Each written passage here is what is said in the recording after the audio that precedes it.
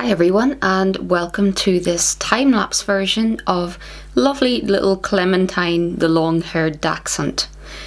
If you want to see longer tutorials from this piece, then head over to my Patreon channel where I'll be releasing it next. But if you enjoy this speedy version here, then please do subscribe here on YouTube and have a look at my other playlists for all of my other content. But I hope that you enjoy this.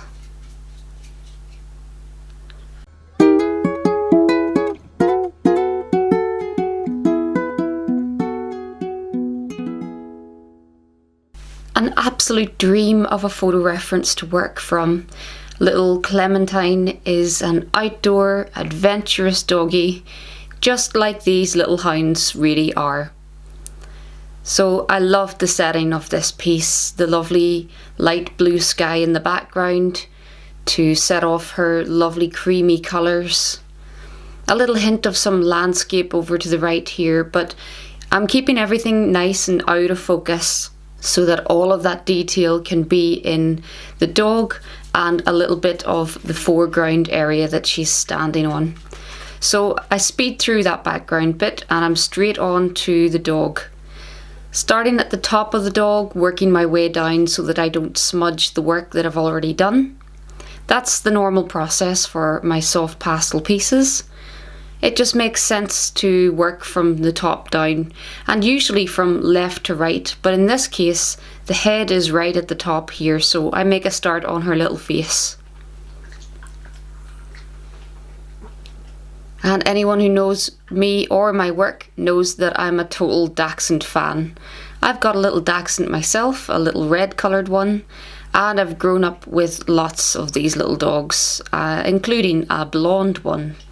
So I'm very familiar with this breed. I'm very familiar with painting them as well, as I've painted my own girl lots of times. I've painted my mum's dogs. And lots of other Dachshunds. I seem to get a lot of Dachshunds in my commission book, and that may be because people see a lot of examples of Dachshund paintings that I've done. But either way, I love painting them. I always love to get a Dachshund in my commission book. So I've been looking forward to Clementine for quite a while. And I'm using the pastel matte paper for this. I'm really loving this paper. Although I'm a big velour fan and the softness that you can get on velour is just lovely. I've been experimenting a lot now on pastel matte and trying to get that same soft effect.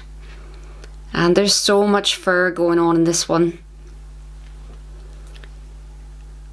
That ruffly mane, which I'll come to soon, but the first mission is to tackle this lovely blonde ear that's been windswept.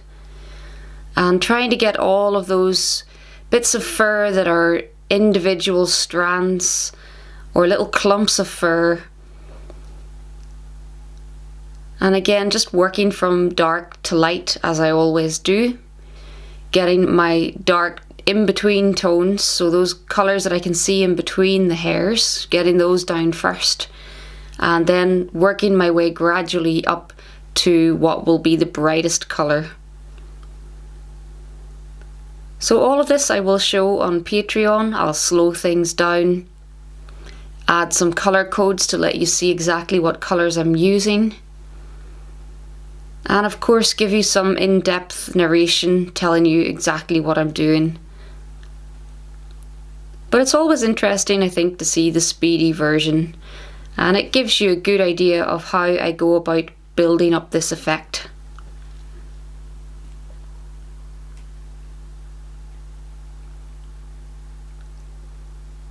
So I've got lots and lots of dog portrait tutorials on my Patreon channel, as well as here on my YouTube. But you can see from the world of dog breeds how many different types of fur you get to paint. I don't think there's any other animal out there that gives you quite as much experience as painting different colours, different textures, long or short fur, wavy or straight, or slightly frizzy. There's literally every type of fur within the dog world. So they're a great animal to learn on if you're interested in painting any kind of animals. I can imagine that a lot of this little dog would help you out if you were painting a lion, for example. All those ruffly bits and lovely cream coloured waves. I can definitely think of a few other animals that you would get this texture of fur in. So again, just laying down the darkest colours, deep browns, a little bit of dark purple, lots of different brown earth tones in this piece.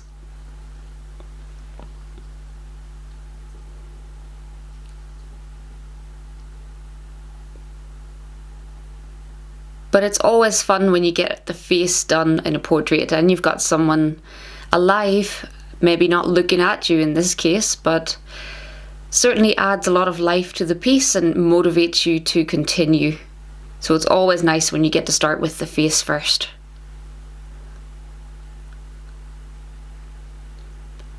So lots of different textures within the same coat. Some areas that are really refined, like this area on the front of her mane. And then as we go back towards her rump area, the hair is a lot more fuzzy, a lot less individual hairs on view. And you can really get all of those textures with the big pastel sticks.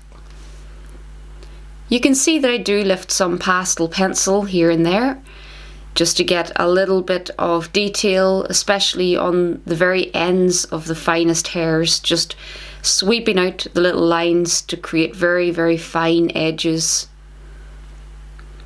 But the majority of this really is done with the bigger sticks. I'm always aiming not necessarily to paint absolutely every individual hair, but in this dog, for example, the little clumps of hair that you see, and that really suits the soft pastel sticks much better. Of course, you could do this with entirely pastel pencil, for example, or coloured pencil, but then you really would be into capturing every single individual hair. And with my technique, it's less about that and more about capturing the overall flow and texture of the fur, which doesn't always require every single last hair. So you'd be surprised at how quickly you can get some very attractive outcomes from soft pastel. Although my work looks really, really detailed, it is a little bit more loose than if I were to do it with pencil. So that's definitely part of the technique that I teach, both here on YouTube and on my Patreon. How to capture things without going into minute detail.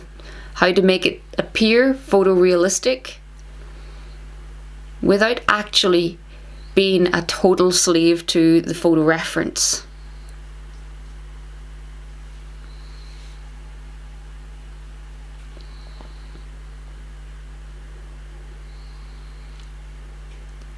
So with the body almost finished, definitely the most time consuming part of this portrait was that front mane. So many different layers of fur sprouting out and curving around in different directions. So I feel that that's going to make a really good tutorial, that area. And just working my way down towards those lovely fuzzy paws.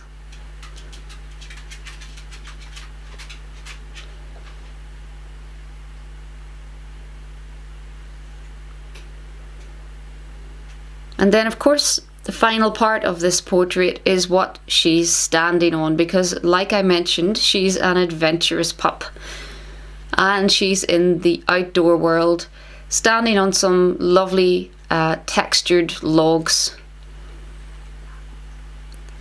So a little bit of editing done to the original photo reference just to create a slightly better composition in this bottom area. And then it's all about trying to capture the texture of this main log that she's stood on.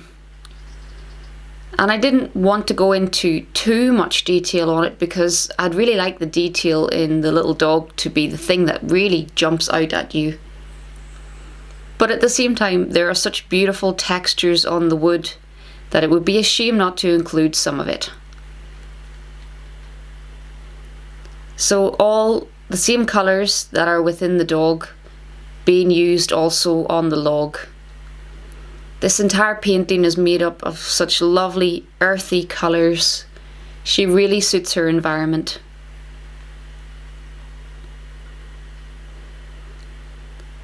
So again, getting those dark areas plotted in first. Then starting to come in with some of the lighter marks.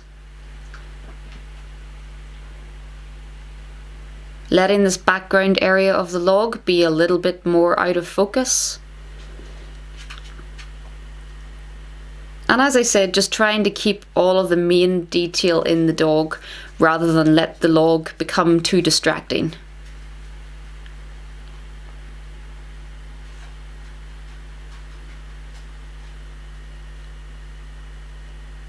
But as I said, an absolutely beautiful photo reference to work from.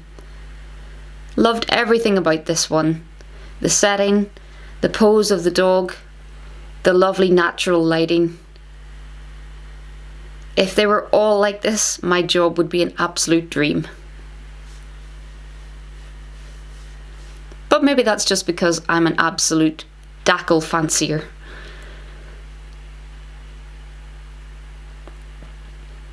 I do love all dogs, but I've got to say I've got a real soft spot for these ones.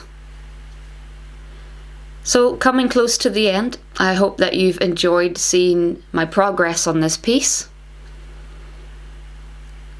I have lots more time-lapse videos if you enjoyed this one, but I've also got a good bit of real-time footage here on my YouTube if you prefer to watch things slowed down a little more. And again, if you'd like to learn more, please do visit me on Patreon. I'll add links to that in my description below. But thanks very much for watching this, and until next time, happy pasteling.